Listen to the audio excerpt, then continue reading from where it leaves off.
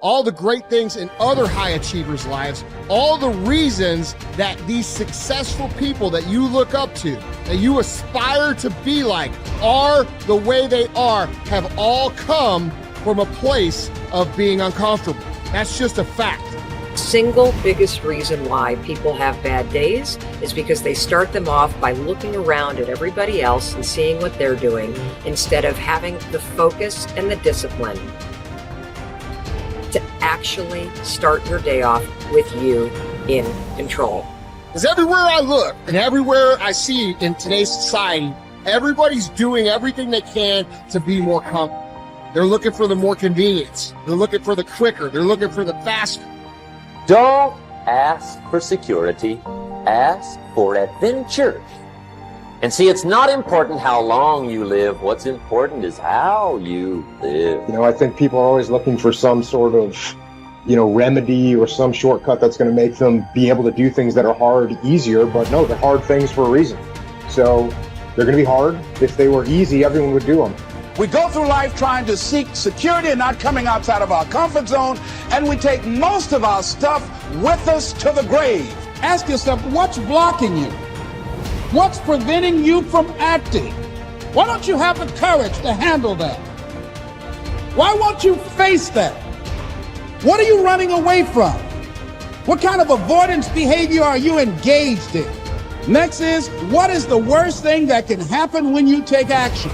But you have to make a conscientious decision that you're going to change. And it's not dependent on anybody else. Self-discipline begins with the mastery of your thoughts. If you don't control what you think, you can't control what you do. Understanding how to set up daily routines with alternating brain and body training and killing procrastination. Each and every day that you are breathing in this world, each and every day that you are doing something in this world, you should be focusing on getting better, not worse. Show me your character. Remain disciplined. Stay strong. When it all seems hopeless, keep plugging away.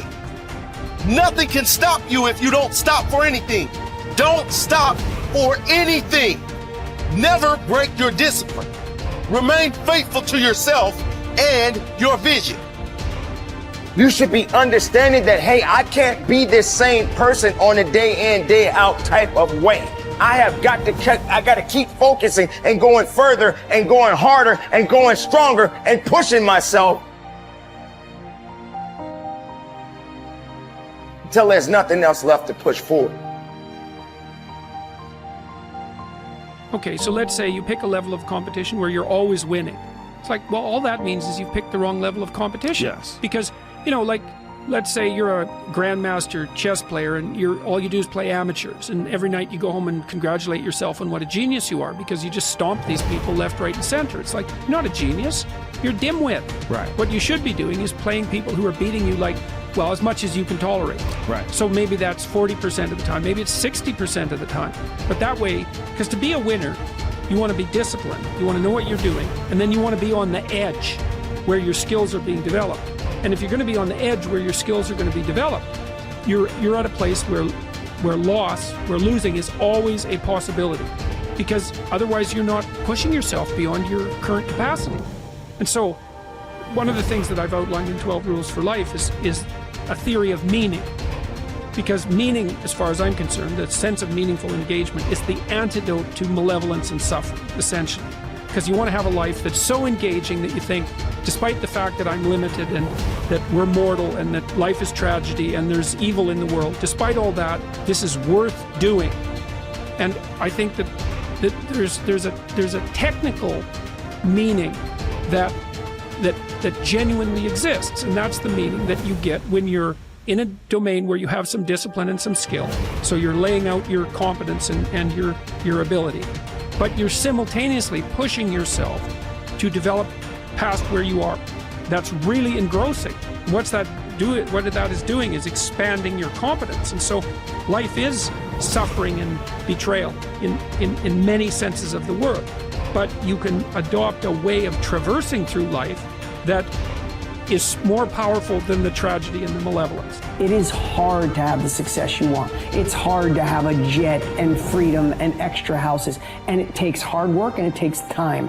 And there's no shortcut. I don't care what anybody thinks. There's no shortcut. Maybe you could have bought Dogecoin and you got lucky. That is the rarest thing in the history of the world. Ed and I would bet we agree. I don't even know. Neither one of us probably invested in crypto when all of our friends said to, because we didn't know it, we didn't feel it, and we missed it. So I'm so blessed if you did for you. But that's not where true wealth is made. You have to work 50% harder than you think you do. You have to get kicked in the teeth more than you think. You have to get questioned by your friends and family and look like the dreamer twice as much as you think. The people you thought were going to support you aren't. Some people are going to talk behind your back. Some friends are going to leave you. And guess what? It's worth every freaking penny. It's worth every moment, every disappointment.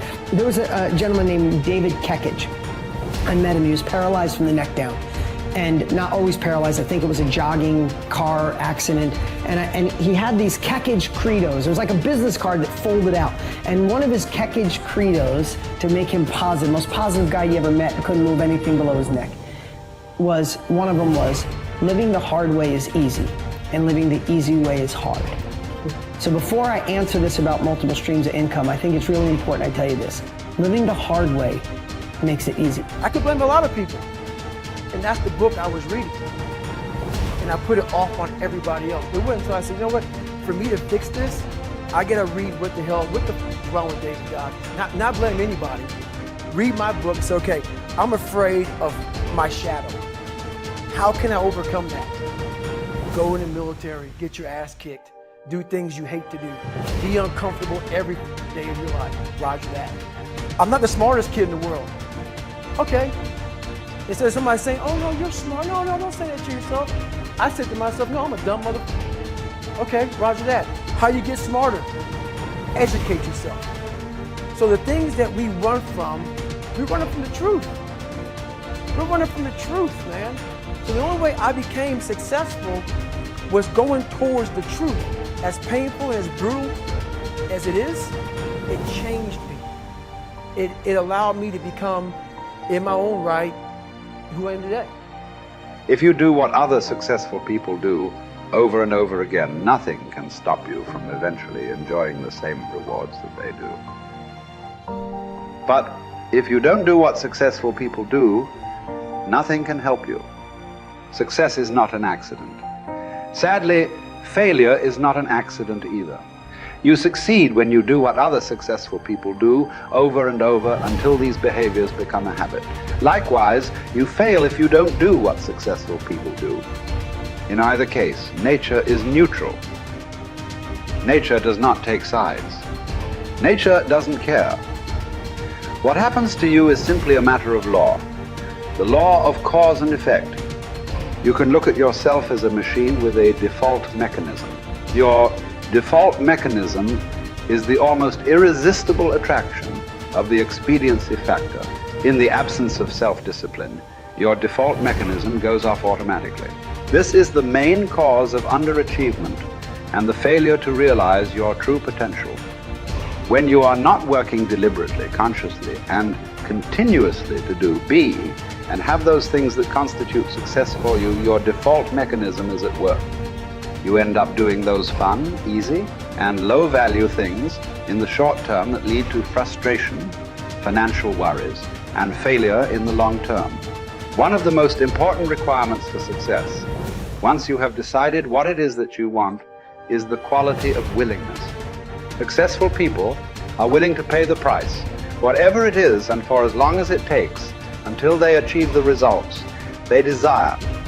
Everyone wants to be successful. Everyone wants to be healthy, happy, thin, and rich. But most people are not willing to pay the price. Occasionally, they may be willing to pay the price, but they are not willing to pay the whole price. They always hold back. They always have some excuse or rationalization for not disciplining themselves to do everything that they need to do to achieve their goal. How can you tell when you have paid the full price of success? It's simple. Look around you. There it is. You can always tell how much of the price of success you have paid by looking at your current lifestyle and your bank account. By the law of correspondence, Your outer world will, like a mirror, always reflect the person you are and the price you have paid on the inside.